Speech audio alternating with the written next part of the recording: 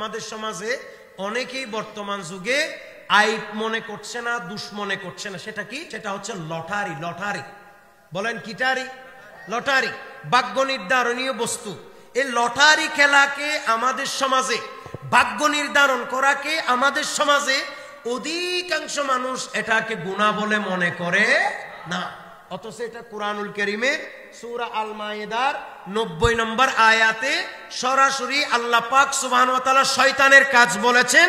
এবং এটা বলার পর আল্লাহ বলতেছেন ফাজতানিবুহু, বলে তোমরা এগুলা থেকে বেঁচে থাকো, লাআল্লাকুম তুফলিহুন, যাতে করে তোমরা সফলতা লাভ করতে পারো। সুবহানাল্লাহ বলে। তার মানে এগুলিতে থাকলে, লটারির সাথে থাকলে, জুয়ার সাথে থাকলে, ভাগ্য নির্ধারণকারী এই বিষয়বস্তুর সাথে থাকলে আমাদের সফলতা নাকি ধ্বংস? জোরে বলেন, আমাদের কি ধ্বংস। আর এগুলি ছেড়ে দিলে আমাদের কি সফল? সুবহানাল্লাহ বলবেন না? এই জন্য কেউ লটারি মারা যাবে না। আমি বিশেষ করে বিদেশে যারা আছে, মধ্যপ্রাচ্যে, সৌদি আরবে, তারপরে কুয়েত, কাতারে, বিভিন্ন জায়গায় আমরা দেখি কয়েকদিন পর পর কি পাই? লটারি পাই।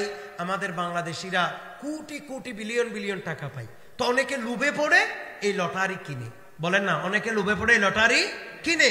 আমি স্পষ্ট বলতেছি, আমাদেরকে কেউ এটা আমাদেরকে দুশ্মন ভাবার কোনো সুযোগ নাই। এটা ডাইরেক্ট কুরআনুল কারীমের আয়াত।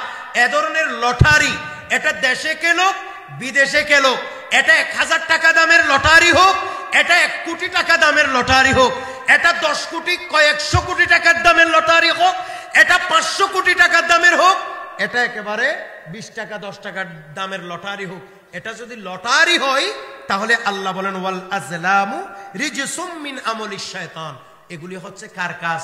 শয়তানের কাজ। এগুলি খেলা যাবে না। আমি কয়েকদিন আগে কাতার সফর করে আসছি। আমি কয়েকজনের সাথে যখন এই বিষয়ে আলোচনা করছি, বেশ কয়েকজনের সাথে আমি বলছি, যখনই শুনছি যে সে লটারি টানবে, লটারি করতেছে, আমি বললাম যে এটা তো জায়েজ না, এটা করি না। জায়েজ না বললে এটা অনেকেই দেখলাম যে মানতে চায় না। আবার অনেকেই মানে অনেক ধার্মিক কিন্তু জানে না এটা যে না জায়েজ। তো না জানাটা দোষের না, বলেন না, না জানাটা কিনা দোষে না। তবে জানার সাথে সাথে পরিবর্তন হয়ে যাওয়াটাই ইমানদারের স্বভাব। সুবহানাল্লাহ বলেন। জানার সাথে সাথে পরিবর্তন হওয়া কার স্বভাব?